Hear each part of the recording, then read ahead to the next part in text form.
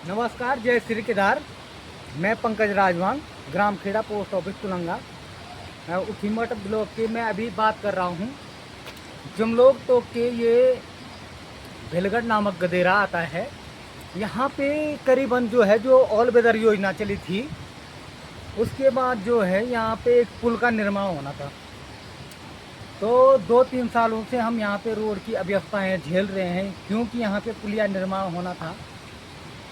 उसका कार्यक्रम चला 2 सालों तक। उसके जो कॉलम बनने थे, साइड कॉलम जो बनते हैं वो बने हैं, और एक आशा थी कि इन कॉलमों के ऊपर जो है अभी एक पुल बनेगा।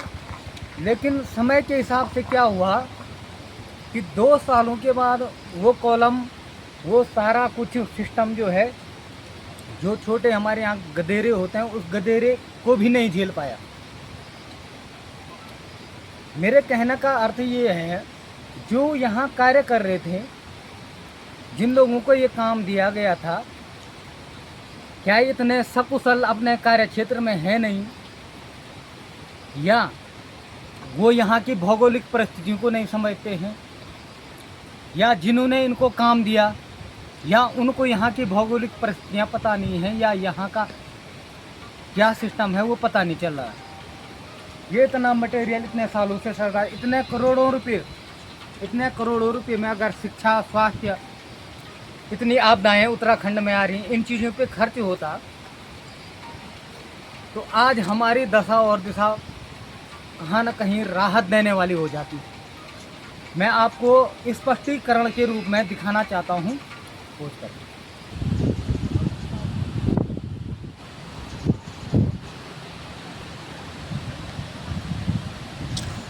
तो दोस्तों, मेरे कहने का अर्थ ये है कि ये अभी आप ये मत सोचना कि ये पहले का है। पहले इसमें जो लोहे का काम हो रखा था वो इससे भी ज़्यादा हो रखा था। उसके बाद उसमें सीमेंट लगी, सारा कुछ जितना कंस्ट्रक्शन वर्क होता है सारा कुछ इस पे लगा हुआ है पहले से। और पहले वो एक बार ढह चुका है, पहले ढह चुका है। मैं वो कॉलम आपको दिखाने की कोशिश करूँगा। ये कॉलम है, इसमें कितना सरिया, कितना रेता, कितना क्या मटेरियल नहीं लगा हुआ। लाखों करोड़ों का ये मटेरियल है सर। आपको बताना चाहूँगा, ये लाखों करोड़ों का मटेरियल इस गदेरे में बह के जा चुका है। ये कोई बहुत बड़ी बात ही नहीं है, बहते हैं, लेकिन 10 सालों में, 15 सालों में, 20 सालों में बह जाए, लेकिन बनाते बनाते बह रहा है, तो बहुत बड़ी बात है। और इससे बड़ी बात ये है कि दोबारा भी इस चीज़ पे काम हो रहा है, और ये स्थिति आप देखिए कि दोबारा काम होने के बाद भी ये हो रहा है। अभी भी बहुत सारा लोहा, बहुत सारा मटेरियल यहाँ से बह चुका है।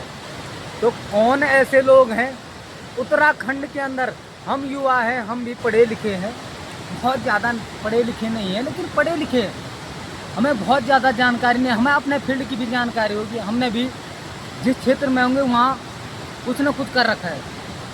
लेकिन ये कौन लोग ऐसे हैं जो ऐसा काम दे रहे हैं? कौन लोग वो हैं जो हमारी निधि को ख़त्म कर रहे हैं? जो उत्तराखंड सरकार का पैसा है, ये केंद्र सरकार का पैसा है, इसको कौन बहा रहे हैं? इन पे किसी की नज़र नहीं जा रही है। पहले भी बहा चुके हैं, फिर दोबारा। जब कोई भी व्यक्ति यहाँ पे काम करने के लिए आ रखा है, वो एजुकेटेड होगा, पढ़ा लिखा होगा, उसको इतना तो पता होना चाहिए कि मैं मानसून सीजन में काम कर रहा हूँ, तो मानसून उत्तराखंड में किस में, मुझे इतना पता है कि मानसून कहाँ से आता है, कितने टाइम में, कौन से राज्य में कब बरसात होती है, कब गर्मियाँ पड़ती हैं। तो वो पढ़ा लिखा है, तब तो वो नौकरी पे लगा। अगर वो नौकरी पे लगा है, उसको इतना भी पता होना चाहिए कि मैं उत्तराखंड में जॉब कर रहा हूँ, तो यहाँ का ऋतुओं का कैसे रोटेशन होता है। यहाँ पे मानसून में आप काम कर रहे हो, तो आप गदेरे में कैसे ऐसे काम कर रहे हो कि मिट्टी बिछा के उस पर लोहे के कॉलम खड़े करके, ये लोहे का जाल बिछा के काम कर रहे हो आप? कौन ये इंजीनियर हैं, कौन इनको काम दे रहा है यहाँ? मुझे समझ नहीं आ रहा है कि हम क्यों ऐसी बर्बादी हो रही है। इस बर्बादी का कारण सरकार भरपाई ये कर रही है कि यहाँ के बच्चे जो है सड़कों पे बेरोजगार घूम रहे हैं। जिन्होंने वास्तविक मेहनत की, मैं अभी जो है आज दिनांक 21 सितंबर को वीडियो बीपीडीओ का पेपर दे के आ रहा हूँ।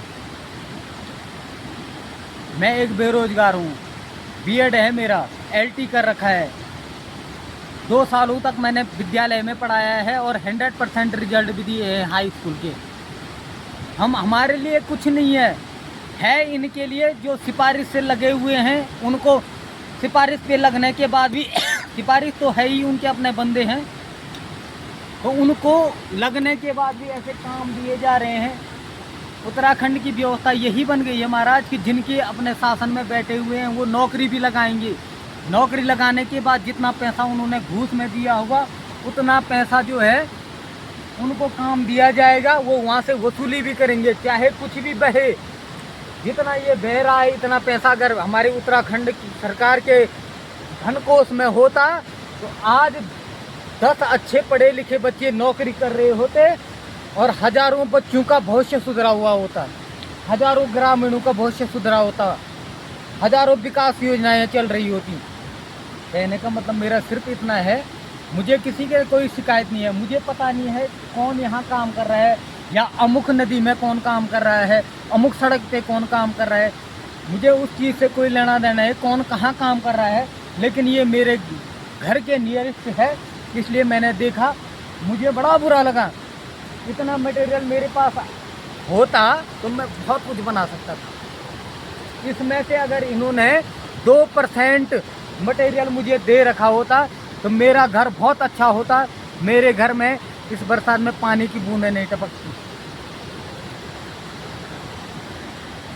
अर्थात कहने का अर्थ ये है कि जो योजनाएं, जो ये इतना कुछ हो रहा है, इसमें जो है कोई आवाज़ नहीं उठा रहे। बड़े बड़े नेता हैं हमारे। आज मैं अभी बीपीडीओ का पेपर दे के आ रहा हूँ, वीडियो का पेपर दे के आ रहा हूँ। मुझे अभी इतना संदेह हो रहा है कि पेपर लीक ना हो जाए। बहुत असमंजस की स्थिति है कि दौर से गुजर रहा हूँ, घोड़ा चला रहा हूँ, वहाँ भी यात्रा नहीं चल रही है, घर आ रहा हूँ, काम ढूंढ रहा हूँ, अपने गांव में काम ढूंढ रहा हूँ, वहाँ भी काम नहीं मिल रहा है क्योंकि टूरिज्म से कोई पैसा ही नहीं आ रहा है। सारा इतने आपदाओं का माहौल चल रहा है। ये आपदाएं भी कम से कम आपदाएं, वो तो प्रकृति की देन है, लेकिन जो चीज़ों पे इतना ये बह गया है, कम से कम किसी घर के पास इस दुख की घड़ी में आ जाता, इसका अगर जो है मैं बोल रहा हूँ 2% भी अगर एक फैमिली के पास आ जाता तो वो फैमिली बहुत कुछ कर सकती थी, उसका कम बैक हो जाता।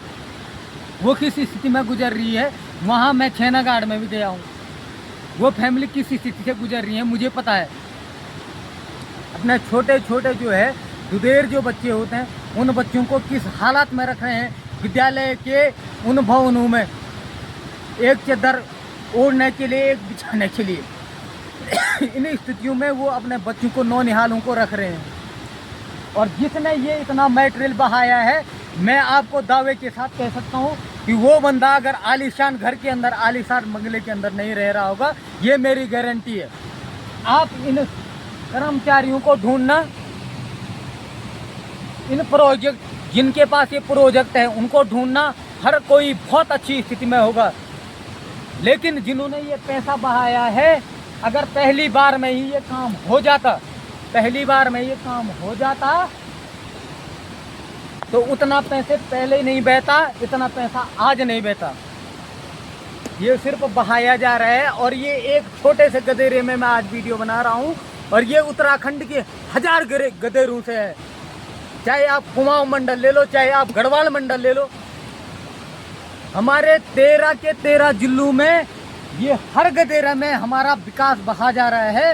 इस विकास को अगर एक अच्छे लेवल पे किया जाए, एक अच्छे पढ़े लिखे बच्चों को आप अगर रोजगार पे रखोगे तो कभी गदेरे नहीं बहेंगे, गदेरे कभी नहीं बहेंगे लेकिन अपनी सभ्यता से बहेंगे।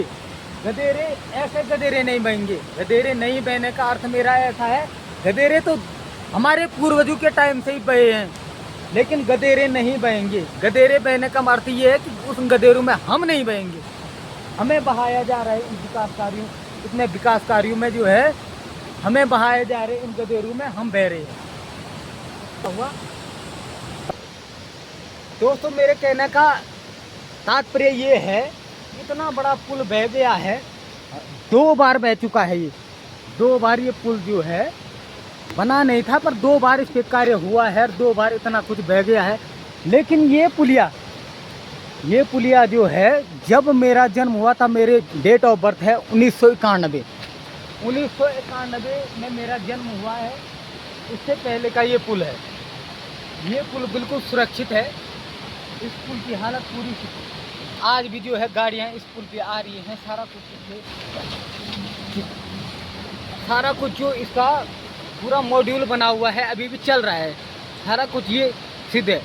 लेकिन ऐसी क्या तकनीकी, जो हमारे नए काम करने वाले लोग हैं, इनके पास ऐसी क्या तकनीक आ गई है कि जो 6 महीने से ज़्यादा जो है अपने पुलों को टिका नहीं सकते हैं। पुल तो बात की बात है, लेकिन उसके अंदर जो है कि जो ये छोटा सा इनका लेआउट बनता है, जो छोटा सा लेआउट बनता है, वो अपना लेआउट टिका नहीं पा रहे हैं, तो उस पर कैसे आगे काम करेंगे। इन्होंने बोला हम ऐसे सरिया डालेंगे, ये वो, तो पहले इन्होंने इस सरिया के ऊपर सीमेंट डाल के पूरे जो है कॉलम बना के, उसके बाद भी जो है ये सरिया सांप की तरह मुड़ रही है। मुझे तो ऐसा प्रतीत होता है कि मानो ये सांप की आकृति कोई घूम रही है। ऐसा क्या काम कर रहे हैं। एक बार ये पहले हो चुका है, इस पे पूरा सीमेंट डाल के इसके ऊपर छत पड़ने वाली थी। भगवान आपका शुक्र अदा करूँगा, इसके ऊपर छत नहीं पड़ी, वो भी चली जाती, कुछ उतना पैसा वहाँ भी चले जाता। उत्तराखंड सरकार ये नहीं समझ पा रही है कि अच्छे बच्चों को, अच्छे लड़कों को क्यों नहीं रोज़गार पे रखना चाह रही है, क्यों इन घुसपैठियों को। आज मैं पेपर दे के आ रहा हूँ, कल रात को सुना जाता है कि हाकिम जो है गिरफ्तार हो रहा है। ये कौन सा तंत्र है, मुझे समझ नहीं आ रहा। Thank you.